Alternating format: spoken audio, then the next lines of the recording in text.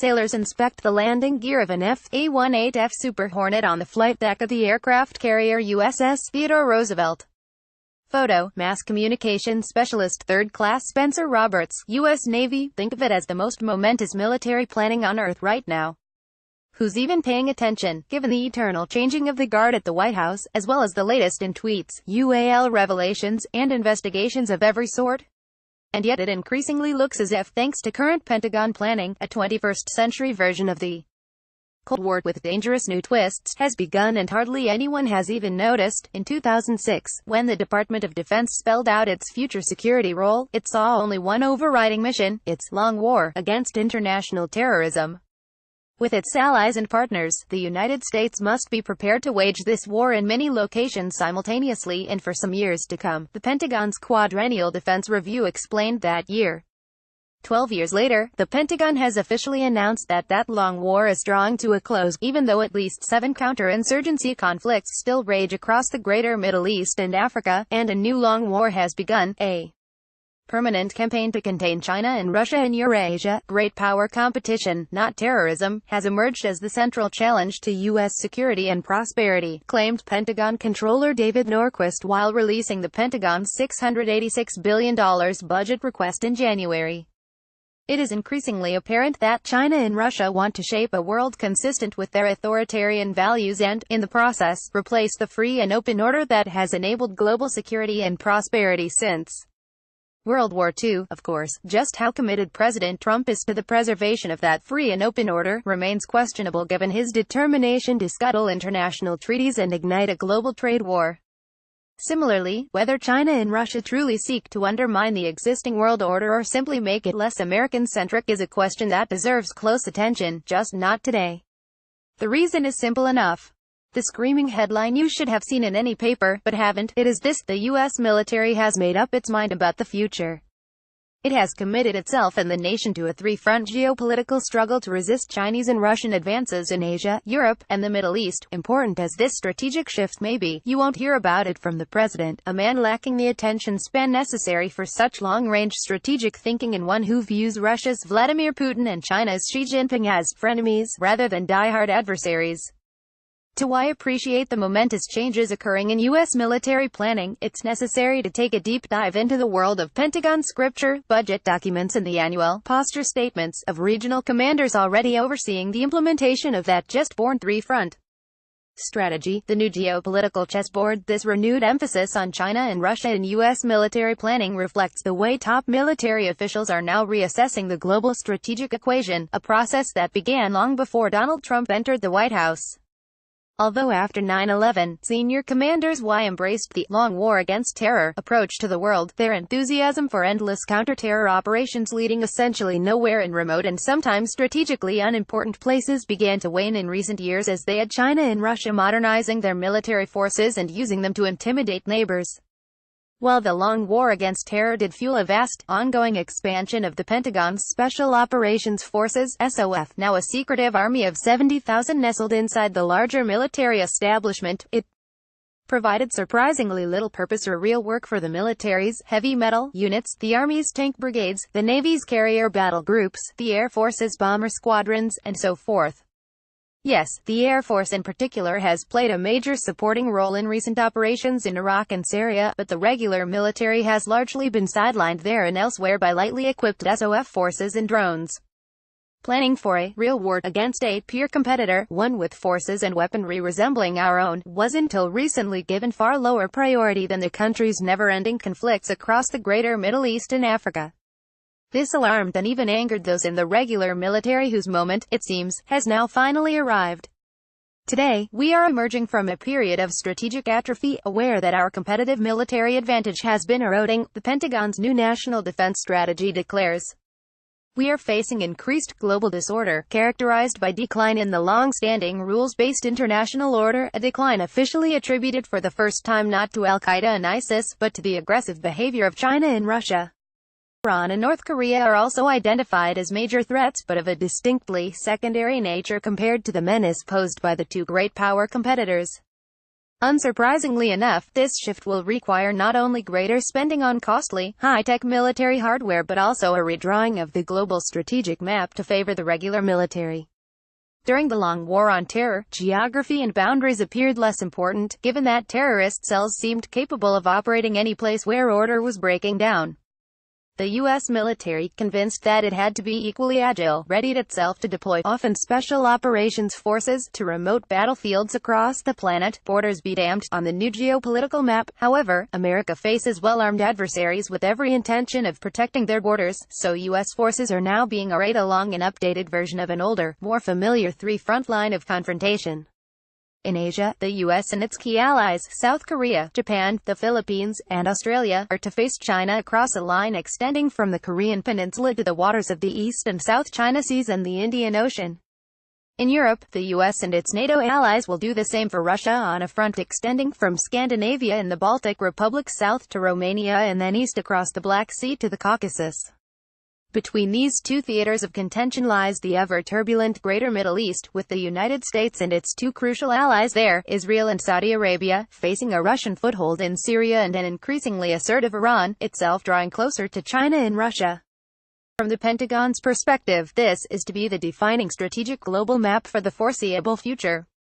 Expect most upcoming major military investments and initiatives to focus on bolstering U.S. naval, air, and ground strength on its side of these lines, as well as on targeting Sino-Russian vulnerabilities across them. There's no better way to appreciate the dynamics of this altered strategic outlook than to dip into the annual posture statements of the heads of the Pentagon's Unified Combatant Commands, or Combined Army, Navy, Air Force, Marine Corps headquarters, covering the territory surrounding China and Russia, Pacific Command, PACOM, with responsibility for all U.S. forces in Asia, European Command, EUCOM, covering U.S. forces from Scandinavia to the Caucasus, and Central Command, CENTCOM, which oversees the Middle East and Central Asia where so many of the country's counter-terror wars are still underway. The senior commanders of these meta-organizations are the most powerful U.S. officials in their areas of responsibility, AORs, exercising far more clout than any American ambassador stationed in the region, and often local heads of state as well. That makes their statements and the shopping lists of weaponry that invariably go with them of real significance for anyone who wants to grasp the Pentagon's vision of America's global military future. The Indo-Pacific Front commanding PACOM is Admiral Harry Harris, Jr., a longtime naval aviator.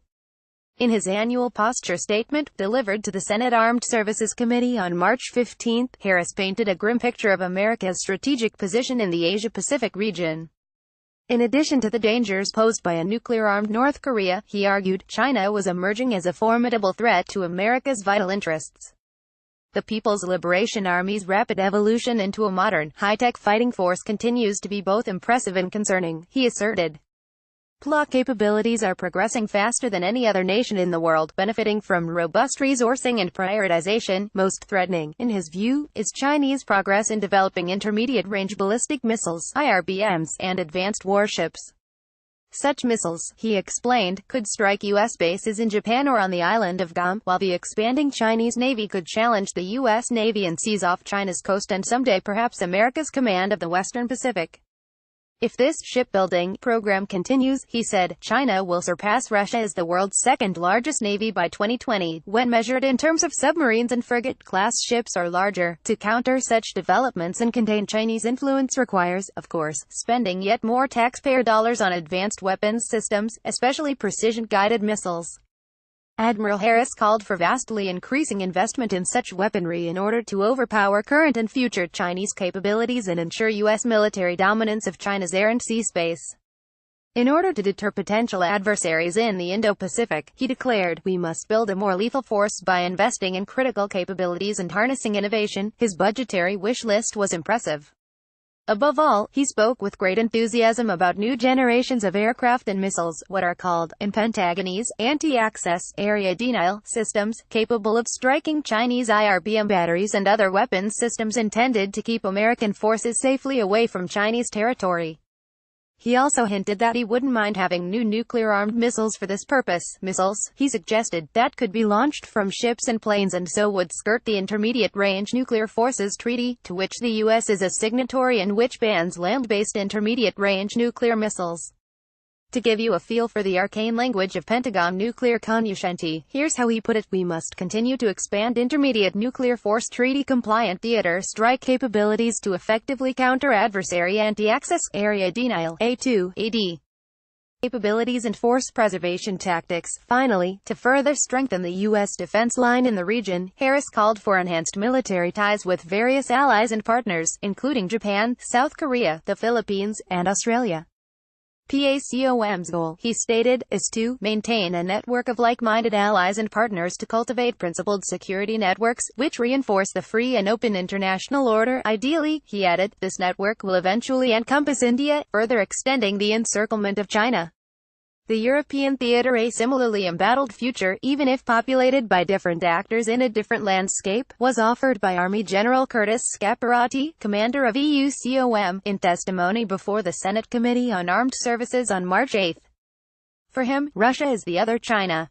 As he put it in a bone-chilling description, Russia seeks to change the international order, fracture NATO, and undermine U.S. leadership in order to protect its regime, reassert dominance over its neighbors, and achieve greater influence around the globe. Russia has demonstrated its willingness and capability to intervene in countries along its periphery and to project power, especially in the Middle East. This, needless to say, is not the outlook we are hearing from President Trump, who has long appeared reluctant to criticize Vladimir Putin or paint Russia as a fledged adversary. For American military and intelligence officials, however, Russia unquestionably poses the preeminent threat to U.S. security interests in Europe. It is now being spoken of in a fashion that should bring back memories of the Cold War era. Our highest strategic priority, Scaparrotti insisted, is to deter Russia from engaging in further aggression and exercising malign influence over our allies and partners. To this end, we are updating our operational plans to provide military response options to defend our European allies against Russian aggression. The cutting edge of EUCOM's anti-Russian drive is the European Deterrence Initiative, EDI, a project President Obama initiated in 2014 following the Russian seizure of Crimea. Originally known as the European Reassurance Initiative, the EDI is intended to bolster U.S. and NATO forces deployed in the frontline states, Estonia, Latvia, Lithuania, and Poland, facing Russia on NATO's Eastern Front. According to the Pentagon wishlist submitted in February, some $6.5 billion are to be allocated to the EDI in 2019. Most of those funds will be used to stockpile munitions in the frontline states, enhance Air Force basing infrastructure, conduct increased joint military exercises with allied forces, and rotate additional U.S.-based forces into the region. In addition, some $200 million will be devoted to a Pentagon advise, train, and equip mission in Ukraine. Like his counterpart in the Pacific Theater, General Scaparrotti also turns out to have an expensive wish list of future weaponry, including advanced planes, missiles, and other high-tech weapons that, he claims, will counter modernizing Russian forces. In addition, recognizing Russia's proficiency in cyber warfare, he's calling for a substantial investment in cyber technology and, like Admiral Harris, he cryptically hinted at the need for increased investment in nuclear forces of a sort that might be usable on a future European battlefield. Between East and West, Central Command overseeing a startling range of war on terror conflicts in the vast, increasingly unstable region stretching from PACOM's western boundary to EUCOM's eastern one is the U.S. Central Command. For most of its modern history, CENTCOM has been focused on counterterrorism and the wars in Iraq, Syria, and Afghanistan in particular. Now, however, even as the previous long war continues, the command is already beginning to position itself for a new Cold War revisited version of perpetual struggle, a plan to resurrect a dated term, to contain both China and Russia in the greater Middle East. In recent testimony before the Senate Armed Services Committee, CENTCOM Commander Army General Joseph Vittel concentrated on the status of U.S. operations against ISIS in Syria and against the Taliban in Afghanistan, but he also affirmed that the containment of China and Russia has become an integral part of CENTCOM's future strategic mission. The recently published National Defense Strategy rightly identifies the resurgence of great power competition as our principal national security challenge, and we see the effects of that competition throughout the region. Through its support of the Syrian regime of Bashar al-Assad and its efforts to gain influence with other key actors in the region, Russia, Vittel claimed, is playing an increasingly conspicuous role in CENTCOM's AOR. China is also seeking to enhance its geopolitical clout both economically and through a small but growing military presence. Of particular concern, Vittel asserted, is the Chinese-managed port at Gwadar in Pakistan on the Indian Ocean and a new Chinese base in Djibouti on the Red Sea, across from Yemen and Saudi Arabia. Such facilities, he claimed, contribute to China's military posture and force projection in CENTCOM's AOR and are signals of a challenging future for the U.S. military. Under such circumstances, Patel testified, it is incumbent upon CENTCOM to join PACOM and EUCOM in resisting Chinese and Russian assertiveness. We have to be prepared to address these threats, not just in the areas in which they reside, but the areas in which they have influence. Without providing any details, he went on to say, we have developed very good plans and processes for how we will do that. What that means is unclear at best, but despite Donald Trump's campaign talk about a U.S. withdrawal from Afghanistan, Iraq, and Syria once ISIS and the Taliban are defeated, it seems increasingly clear that the U.S. military is preparing to station its forces in those, and possibly other, countries across CENTCOM's region of responsibility indefinitely, fighting terrorism, of course, but also ensuring that there will be a permanent U.S. military presence in areas that could see intensifying geopolitical competition among the major powers, an invitation to disaster in relatively swift fashion. American military leaders have followed up their claim that the U.S. is in a new long war by sketching the outlines of a containment line that would stretch from the Korean Peninsula around Asia across the Middle East into parts of the former Soviet Union and Eastern Europe and finally to the Scandinavian countries. Under their plan, American military forces, reinforced by the armies of trusted allies, should garrison every segment of this line, a grandiose scheme to block hypothetical advances of Chinese and Russian influence that, in its global reach, should stagger the imagination. Much of future history could be shaped by such an outsized effort. Questions for the future include whether this is either a strategic policy or truly sustainable. Attempting to contain China and Russia in such a manner will undoubtedly provoke countermoves, some undoubtedly difficult to resist, including cyber attacks and various kinds of economic warfare. And if you imagined that a war on terror across huge swaths of the planet represented a significant global overreach for a single power, just wait.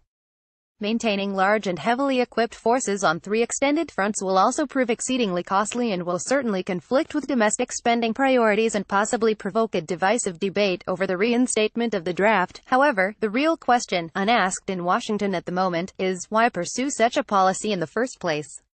Are there not other ways to manage the rise of China and Russia's provocative behavior? What appears particularly worrisome about this three-front strategy is its immense capacity for confrontation, miscalculation, escalation, and finally actual war rather than simply grandiose war planning. At multiple points along this globe-spanning line, the Baltic Sea, the Black Sea, Syria, the South China Sea, and the East China Sea, to name just a few, forces from the U.S. and China or Russia are already in significant contact, often jostling for position in a potentially hostile manner. At any moment, one of these encounters could provoke a firefight leading to unintended escalation and, in the end, possibly all-out combat. From there, almost anything could happen, even the use of nuclear weapons. Clearly, officials in Washington should be thinking hard before committing Americans to a strategy that will make this increasingly likely and could turn what is still long war planning into an actual long war with deadly consequences.